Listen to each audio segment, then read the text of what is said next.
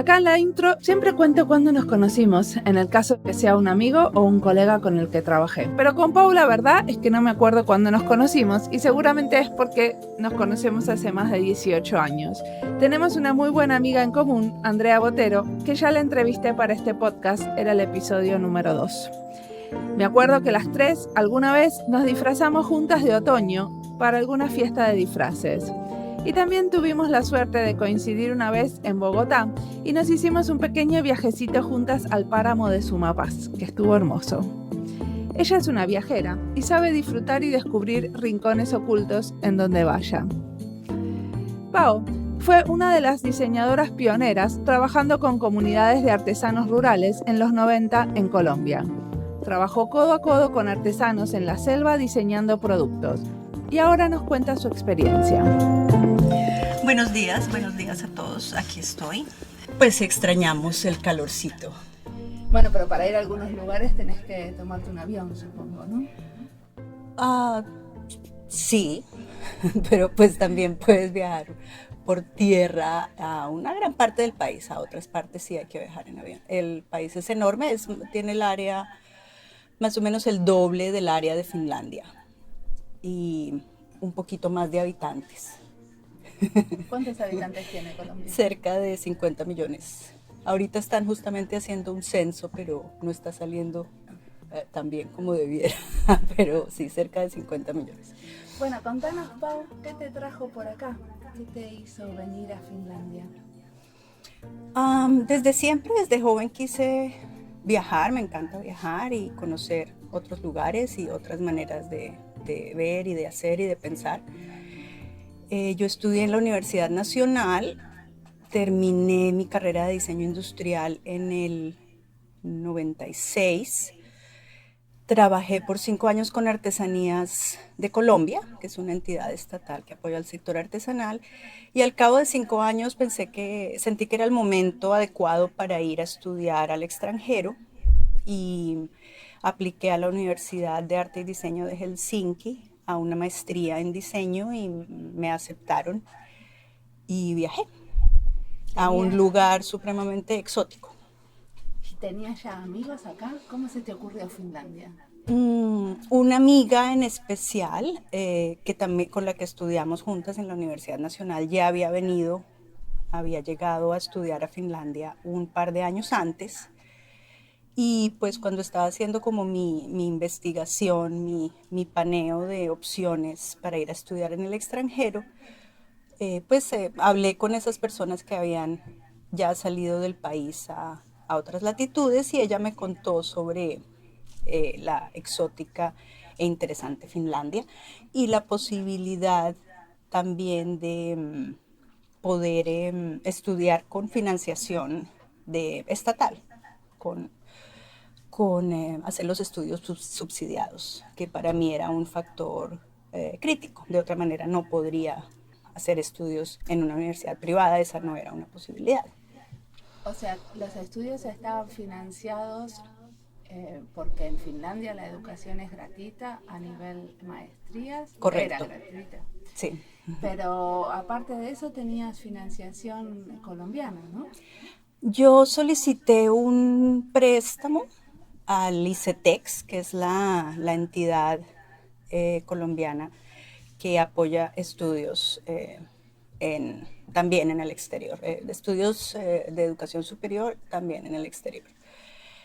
Es la institución que hay. Desafortunadamente los créditos son supremamente costosos, casi que intereses de usura prácticamente, es un poco absurdo, pero eso era lo que tenía, a eso apliqué, me lo adjudicaron el crédito y con eso, eso me ayudó en los primeros años de mis estudios. Perfecto. Y me gustaría saber un poco más qué hacías con artesanías colombianas. Digamos que al principio, estuve allá 5 años largos, al principio fue mucho aprender sobre la marcha.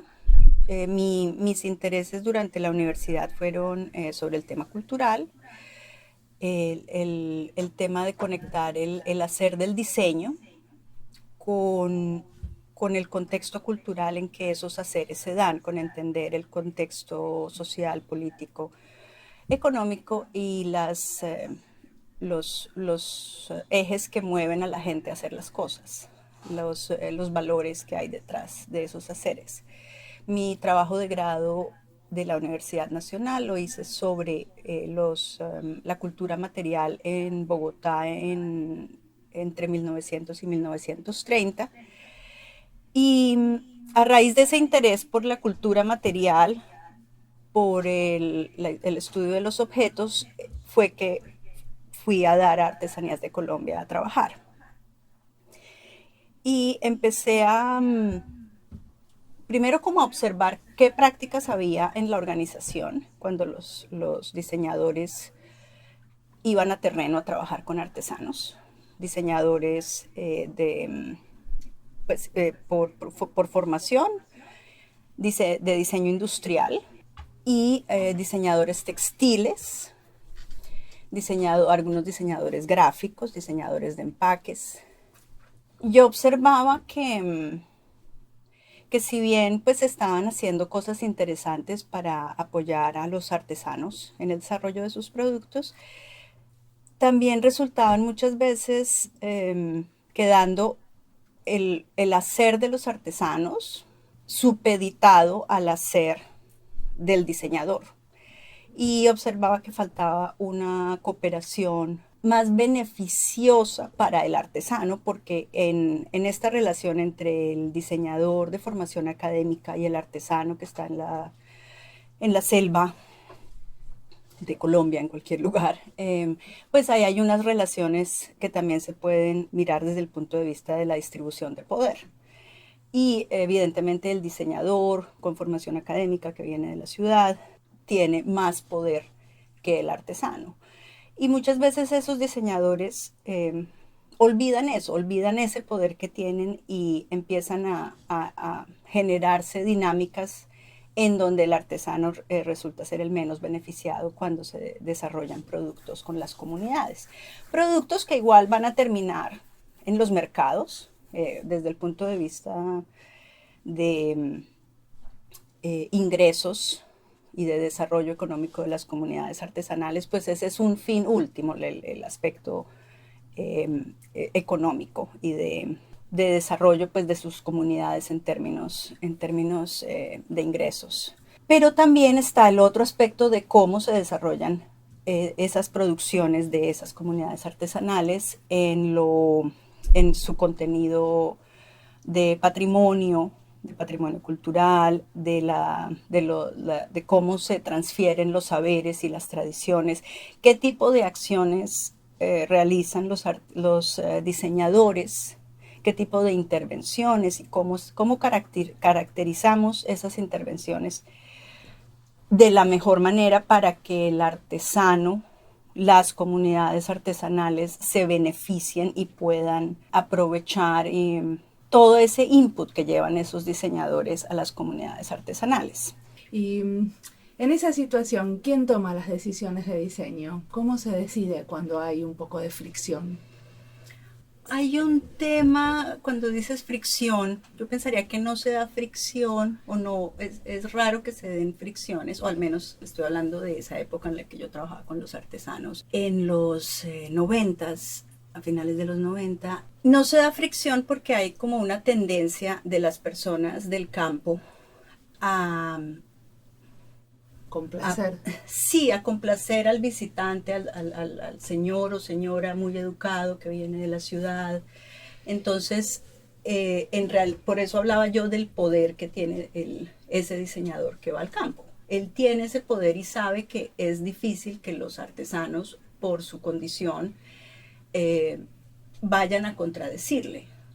Entonces, pues por un lado, un paréntesis, hay diseñadores buenos, hay diseñadores malos en términos de las decisiones de diseño que se toman. A ver, hay productos que salen mal, porque hay diseñadores o buenos diseñadores que toman malas decisiones, digamos. Pero en la cooperación con el artesano, lo importante es que se genere un ambiente pedagógico. O digamos, la situación es es pedagógica. Entonces, si se entiende como una situación pedagógica en donde el diseñador es una especie de maestro, pero al mismo tiempo se reconoce que el artesano es un maestro en su oficio.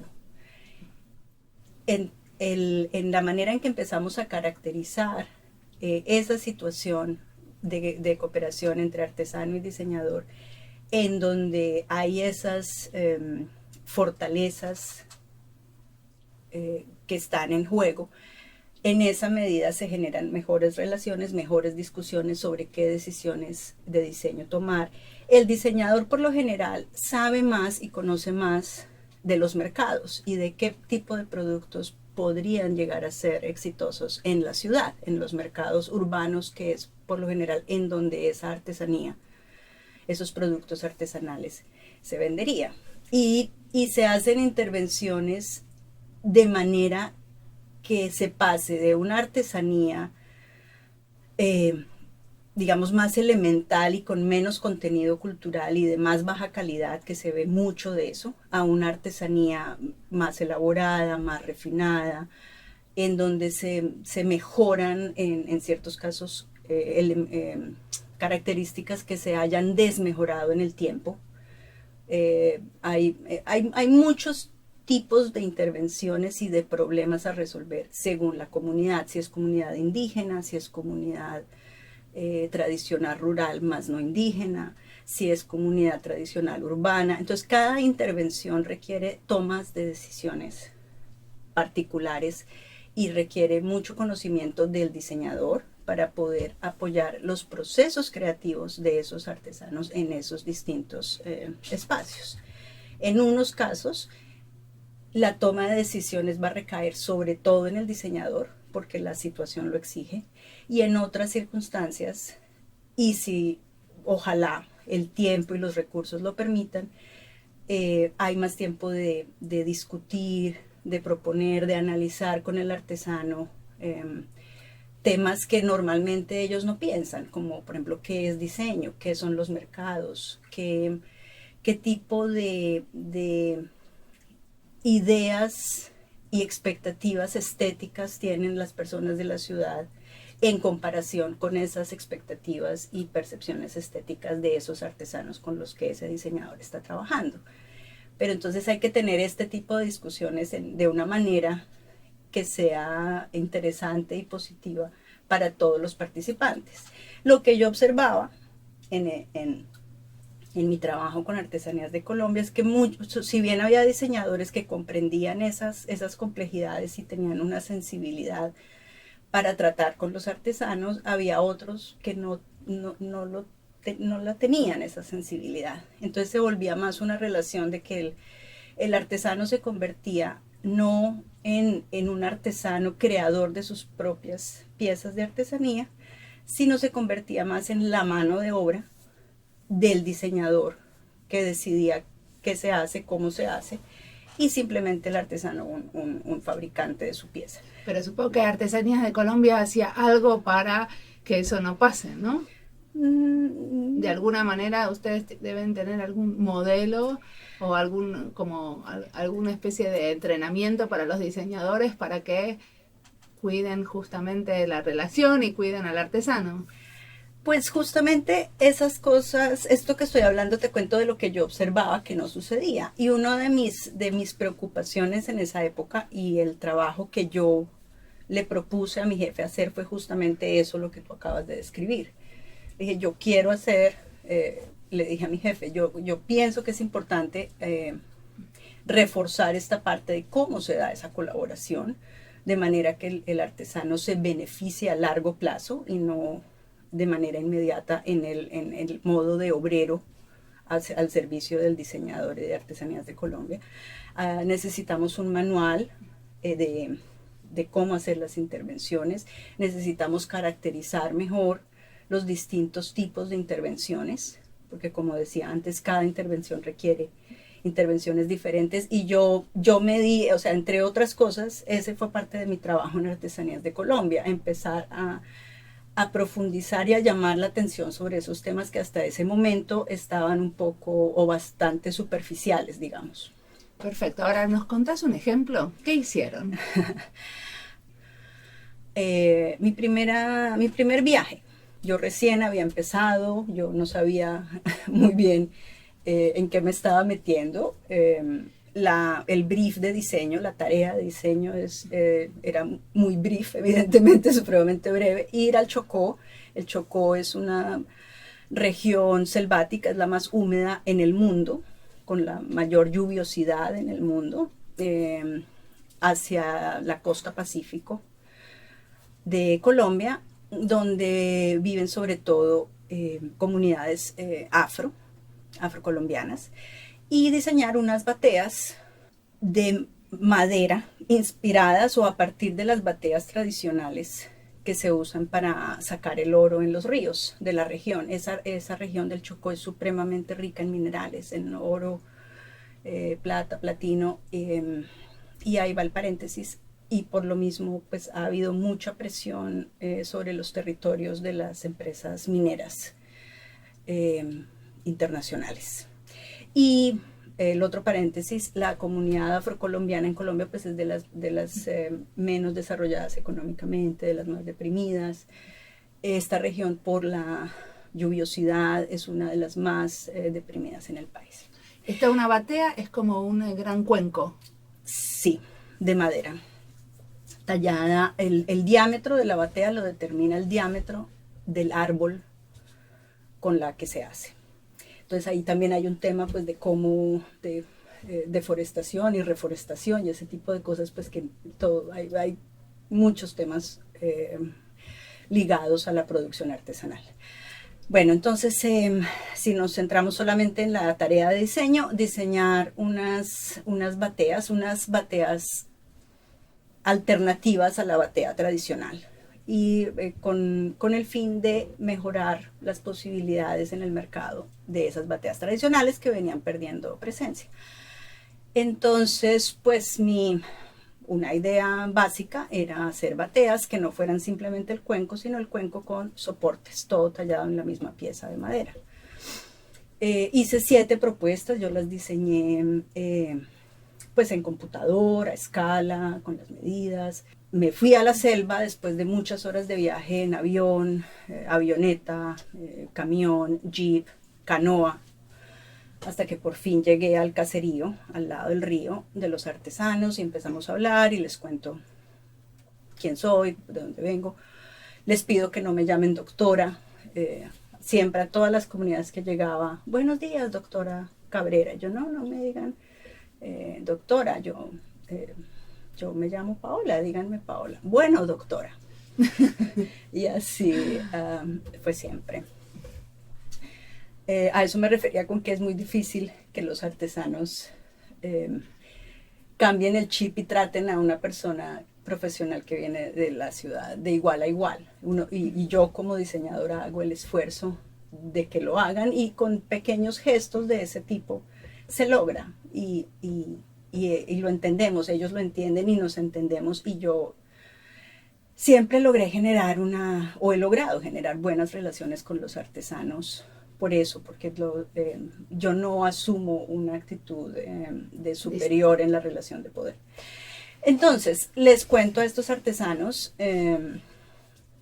mis ideas, les muestro los dibujos y ellos miran esos papeles, claro, eran unos planos con vista frontal, superior, lateral, y ellos miran eso así como con los ojos en blanco. Yo me doy cuenta que ellos no están como entendiendo. Yo dije, ay, ok, yo traje plastilina. Entonces la saqué y empecé, pero era un tris de plastilina, o sea, muy poquita, no sé, 500 gramos, menos, no, ¿cuál 500? 200 gramos de plastilina había llevado en el morral. Entonces empecé a hacer cada bateíta, pues en miniatura. Y ellos, ahora sí entendemos, ya, claro, por supuesto, estos artesanos no sabían que era un plano, Una vista que era de arriba, escala, que eran vistas. Entonces, pues en ese instante, yo me di cuenta, pues de lo mal preparada que yo había ido a la asesoría, de cómo no me habían ayudado desde la empresa para hacer mi trabajo bien. y en ese momento entendí muchas cosas. O sea, esa asesoría fue fundamental para entender el tipo de trabajo que yo estaba haciendo de una manera muy profunda y desarrollar las siguientes asesorías de manera que en las futuras asesorías yo fuera la mejor maestra y compañera de trabajo de los artesanos que pudiera ser. Entonces, bueno, empecé a hacer los modelitos en miniatura. Entonces, claro, me tocaba hacer uno que ellos lo entendieran entre todos y lo discutían, desbaratar el modelito porque la plastilina pues solo había para un modelito, desbaratarla y volver y hacer la siguiente. Eran siete versiones diferentes, 7 modelos diferentes. Y después de que les mostré todo y dijeron, ahora sí ya entendimos, sí, bueno, sí está bien. Eso no se puede hacer, me dijeron. Y pues entendemos, yo estoy en la mitad de la selva, del lugar más lluvioso del planeta, sin opción de nada, y yo tengo que regresar pues con el trabajo hecho, con unas muestras de esa propuesta. Entonces pues por lo general en ese tipo de asesorías hay que improvisar, hay que cambiar cosas, hay que adaptarse a las circunstancias. Entonces yo estaba ahí un poco como pensando qué hacer, ¿no? ¿Qué alternativas tengo? Pero entonces ellos empezaron a hablar entre ellos. No, pero ¿cómo que no se puede hacer? Sí se puede hacer. Y el otro, no se puede. ¿Y por qué decían que no se puede? Porque ellos las canoas y las bateas se tallan, se labran con machete, es a punta de machete y a punta de la azuela, que es una herramienta curva, que es la que se usa para ahuecar. Básicamente. Y pues no tenían más herramientas. Electricidad no hay. Herramientas eléctricas no hay. O sea, imagínense. Entonces, empezaron a hablar entre ellos y al final entre ellos, y yo decidí hacerme a un lado y escucharlos y dejar que ellos tuvieran su discusión. Entonces unos decían, no, eso no se puede, y los otros decían, sí, pero pues tratemos, ¿por qué no vamos a tratar? Ella vino hasta acá, mire la muchacha, claro, yo era pues muy joven, yo me imagino la cara que me veían a mí de susto y de angustia, como de estar allá y estar en esa situación. Y dicen, no, pero pues mira, ayudemos a la muchacha, hagamos algo por ella, se puede, tratemos a ver, ¿cuál es la más fácil? Entonces yo ahí ya cuando empecé a ver que el terreno ya estaba más fértil, entonces yo entré a interactuar y a decir, bueno, podríamos, si ustedes a bien tienen, podríamos empezar por esta, que es la más sencilla, que tiene, hay cortes rectos, hay partes rectas y no curvas, que es todavía más difícil. Entonces dijeron, pues bueno, pues está bien, listo.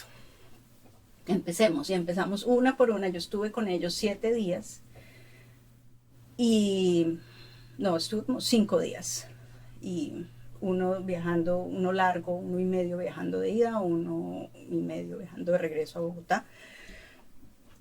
Y en esos 4 días y medio, 5 días, logramos hacer los 7 prototipos de estas bateas de madera talladas con bases en una sola pieza. Luego encontré también otras piezas en su entorno. Las esposas de ellos estaban lavando la ropa en el río con unos rayos de madera que yo había visto en Bogotá, pero ya verlos en uso y los vi de otra manera y desarrollé además otras piezas con ellos inspiradas. Las tablas de lavar, decís. Sí, donde se frega. Sí. Y claro, para ellos era muy exótico que hubiera interés en la tabla de lavar en el río. Y yo les explicaba esas diferencias de apreciación, porque eran unas piezas absolutamente hermosas, la manera en que estas piezas estaban talladas, y yo los empecé a entrevistar sobre el tema, y ellos me empezaron a contar por qué, porque yo les decía, ¿por qué tienen estas formas? Porque yo había visto muchos de esos rayos de lavar, de fregar, pero no de esa belleza. Me gustó mucho como Paola habla con mucho respeto sobre cómo armar la relación con el artesano. En realidad, en diseño siempre estamos trabajando con gente con otros saberes, y cómo armar la relación es crucial para que sea un verdadero trabajo en equipo. Si el otro o uno no se atreve a decir lo que pensamos, entonces no salen las cosas que son representativas de los múltiples saberes que representamos todos los participantes del equipo. Pero poder decir lo que pensamos no es siempre fácil, porque hay que enfrentarse a que podemos estar en desacuerdo y no siempre hay una solución que pueda conformar a todos. Y entonces, ¿quién decide? Nadie quiere ser la mano de obra de nadie, y dejar a uno sin poder de decisión no es bueno para el futuro del trabajo en equipo. Y seguimos escuchando a Pau.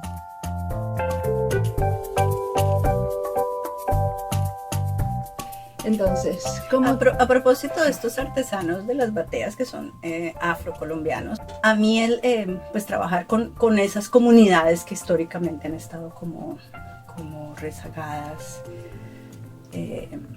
como son las negras y las indígenas, para mí es de lo más lindo que ha tenido el trabajo con artesanos y que es lo que me inspira a trabajar en este tema.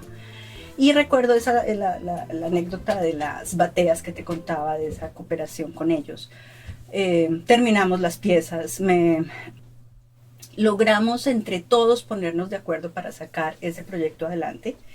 En ese momento ellos lo hicieron tal vez un poco por apoyarme y por no mandarme de regreso a Bogotá con las manos vacías, pero de verdad construimos mucho y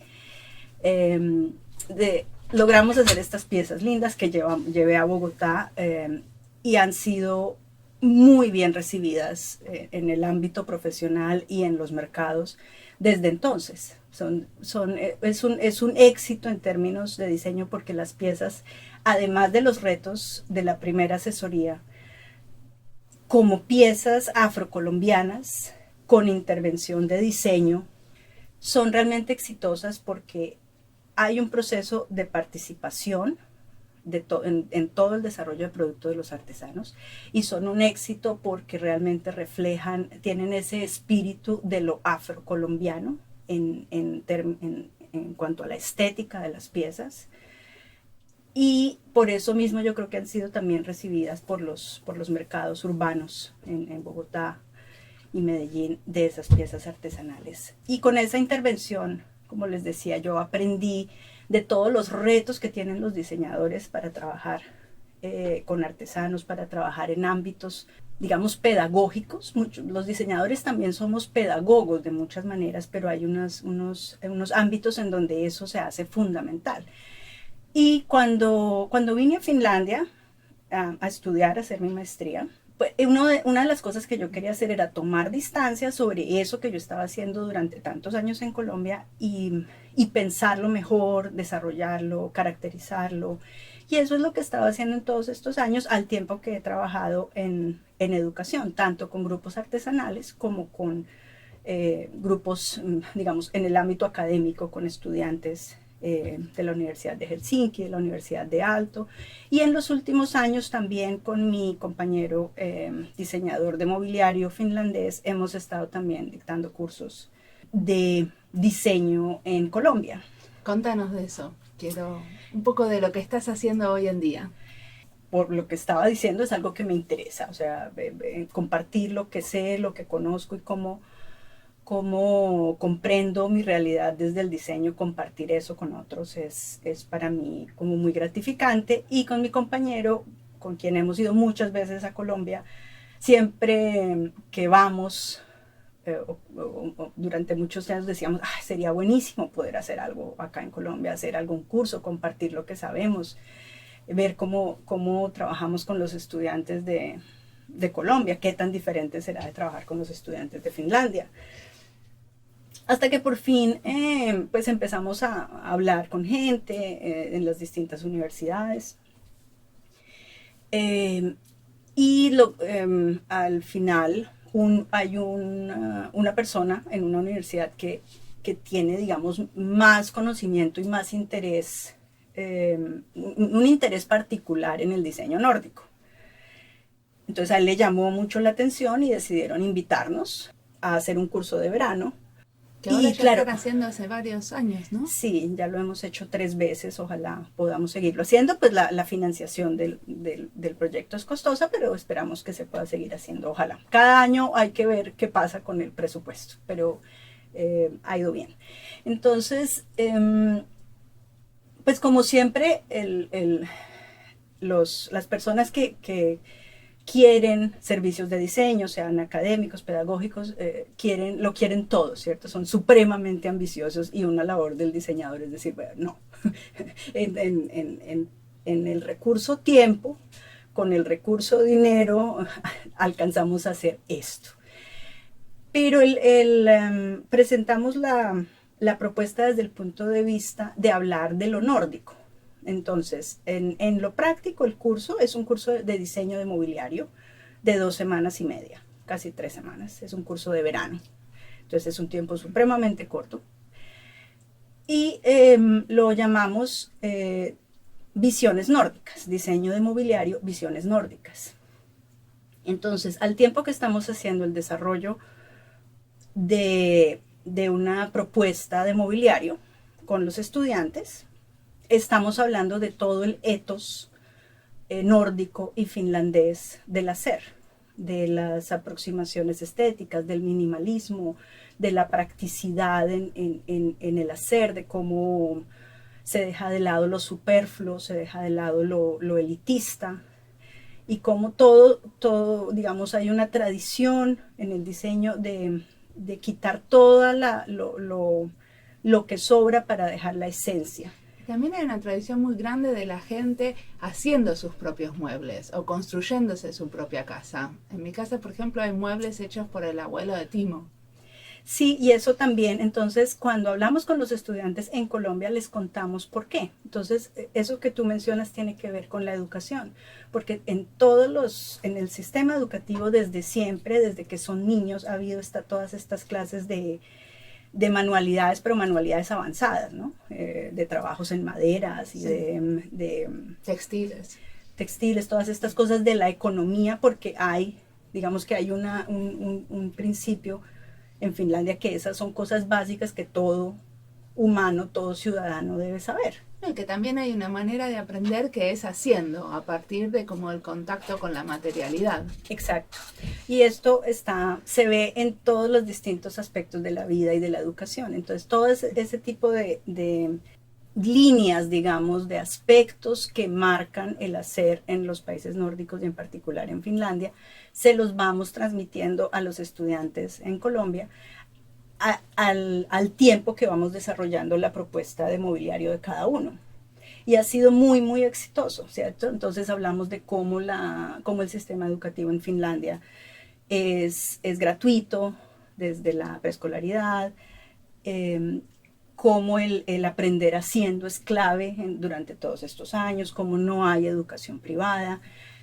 Y también suponemos que ha sido... Es interesante, por supuesto, escuchar de estas cosas, pero también por contraste, porque las cosas en Latinoamérica y en Colombia son tan diferentes y históricamente tenemos tantos conflictos sociales y políticos y económicos y la estratificación social es enorme. Entonces hablamos de cómo la educación en Finlandia ha sido una herramienta para justamente eliminar la brecha social que afecta tanto en todos los ámbitos sociales. Pero aparte eso de que en Latinoamérica el hacer está como no es muy importante en la educación, y no solamente no es muy importante, sino que es como para la gente de una clase social más baja, está como relacionado con eso. Eso va en contra de lo que los diseñadores tenemos que aprender, porque es una pena que no podamos diseñar haciendo las cosas, ¿no? Pienso igual, exactamente. Eso también les ha llamado la atención, porque además yo hablo lógicamente en el aprender haciendo y en el learning by doing. Sí. ¿Tienen talleres, por ejemplo, en la universidad donde ustedes están enseñando en Colombia?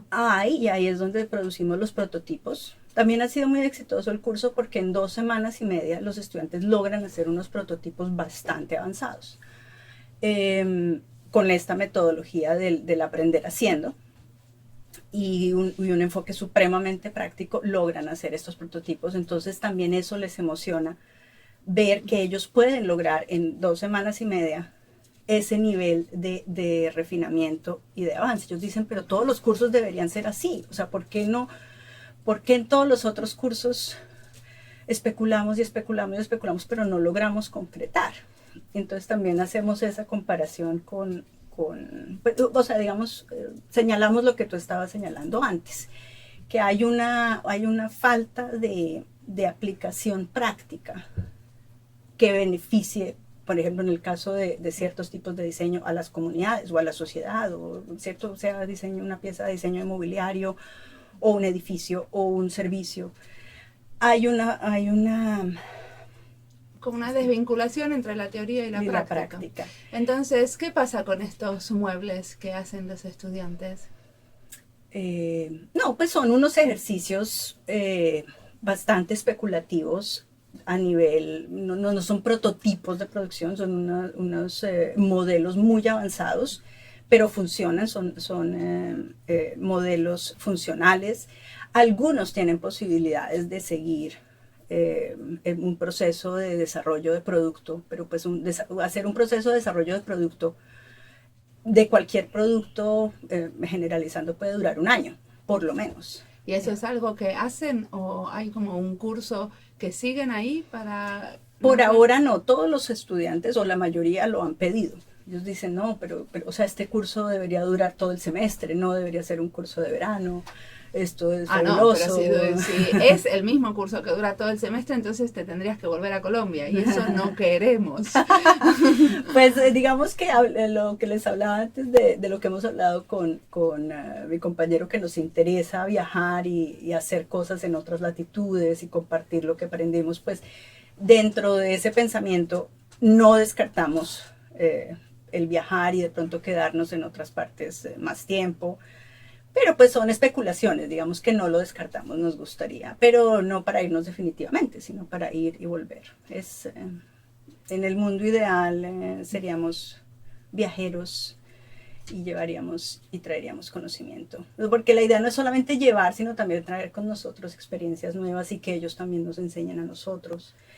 Entonces también desde el punto de vista participativo, igual que en el trabajo con los artesanos, el trabajo con estos estudiantes en estos cursos que hemos hecho ya 3 años, el tema del diseño participativo ha sido también, ellos, los estudiantes lo han resaltado y lo han alabado. Pero participativo, vos decís con respecto a la relación que ustedes tienen con los estudiantes o que los estudiantes están haciendo partícipes a los que van a usar esos muebles, a la gente que... En el ámbito pedagógico del curso. Y los estudiantes lo resaltan porque dicen que por lo general en sus cursos ellos sienten que no... Muchos de ellos han expresado que sienten que no tienen el espacio suficiente para expresar su creatividad, que a veces se sienten presionados como si los profesores les exigieran que ellos tienen que hacer lo que el profesor quiere. O sea que participativo en función de que el diseñador tiene más para decir en este curso que ustedes hacen.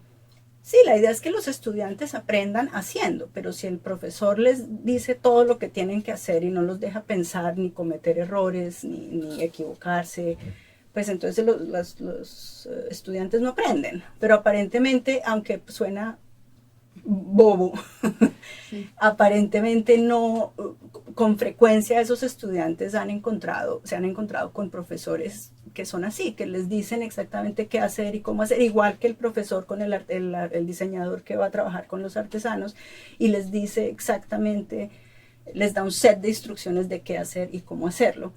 Y en ese tipo de acercamiento al hacer, pues el otro no aprende. Está simplemente siendo un obrero. ¿Y qué aprendiste vos de trabajar con los estudiantes y de trabajar con los artesanos? Yo, digamos, estas cosas que te estoy contando, yo les pregunto mucho, o sea, cómo vamos, cómo se sienten, qué no están entendiendo, qué les gusta, cómo comparan. Les pido que sean muy reflexivos con lo que está pasando en el curso, con el proceso y con el resultado. Le damos igual importancia tanto al proceso como al resultado. Y en esa medida, cuando ellos me cuentan o nos cuentan sus experiencias, Asimismo vamos ajustando, vamos mejorando en donde nos estemos equivocando y, y incorporamos ese feedback que ellos nos dan en nuestros cursos que vamos haciendo más adelante. El entender todas estas anécdotas que ellos nos cuentan, anécdotas pues que son muy importantes, o sea, digamos, uno de ellos nos decía es que en este curso me dieron ganas de volver a diseñar, yo le estaba perdiendo el cariño a venir a la universidad y a venir a clase, porque era venir como como una especie de dictadura en donde él no tenía, donde no había espacio para su creatividad ni su voz. Pero con este curso, o sea, cada vez, este año nos vimos con alumnos de los cursos anteriores. Y decían, no, es que cada vez que me siento como mal y como que no estoy inspirado y como que no sé qué hacer, me acuerdo de este curso. Y de lo que hicimos y de lo que logramos, y eso me da ánimos para seguir adelante y ver futuro en el diseño. El diseño es una disciplina compleja porque mucho del diseño y del discurso del diseño se pone al servicio de cosas que de pronto no son las que el planeta está necesitando en este momento.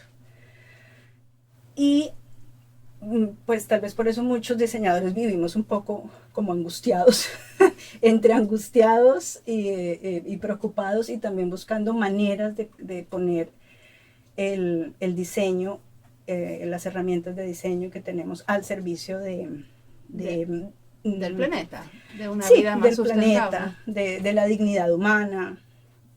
Y por eso yo pienso que un país como Finlandia, por ejemplo, en su sistema educativo, tiene tanto que ofrecer al mundo, tanto ejemplo que dar.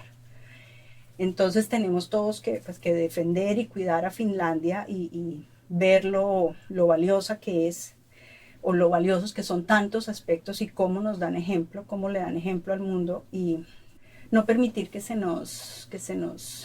pierdan esas cosas tan valiosas que pueden ser ejemplo para los demás, y en particular, por ejemplo, para Latinoamérica, que está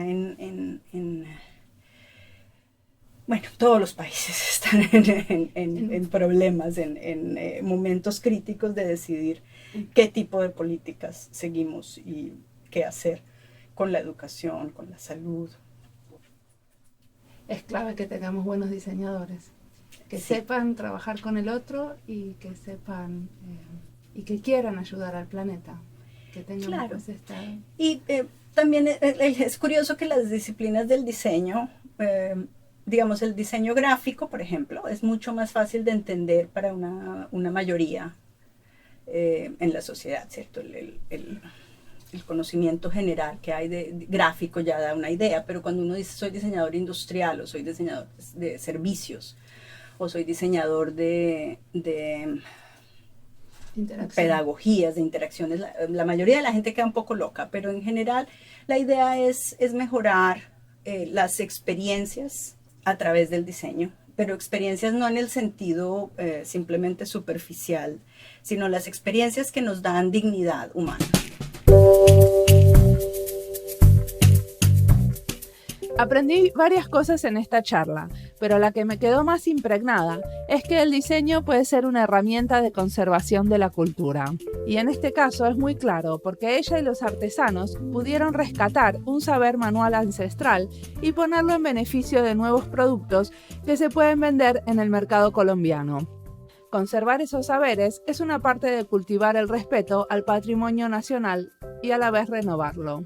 Creo que tanto los artesanos, como en este caso Paola, la diseñadora, tuvieron que pasar por un proceso de extrañamiento. Hay un antropólogo que se llama Lince Rivero que propone este concepto de extrañamiento. Dice que un investigador interpreta lo que lo rodea como si fuese nuevo en ese lugar y no supiese nada acerca del mismo ni de las relaciones que lo rigen. Un diseñador hace lo mismo. Se acerca a los objetos cotidianos que tiene que diseñar de una manera distinta, preguntándose cosas que cuando solo los usa las da por obvias. Este acercamiento y alejamiento de los objetos pasa también cuando uno los estudia en conjunto con otros, que tienen una perspectiva muy diferente sobre lo mismo.